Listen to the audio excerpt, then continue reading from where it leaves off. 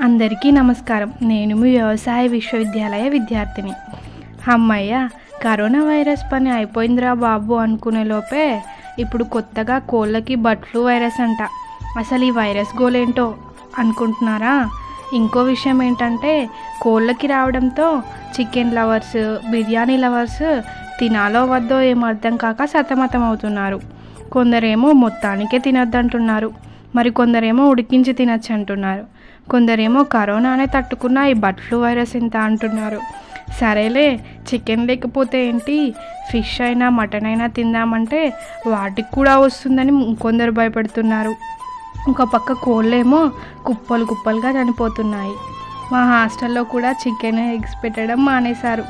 ఎందుకైనా మంచిది, కొన్ని రోజులు తినకపోవడమే మంచిదని నేను అనుకుంటున్నాను.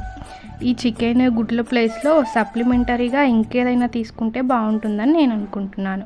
మరి మీరేమంటారో కామెంట్ చేయండి. అలాగే ఇలాంటి ఎన్నో ఉపయోగపడే వీడియోల కోసం నా ఛానల్ని సబ్స్క్రైబ్ చేసుకోండి.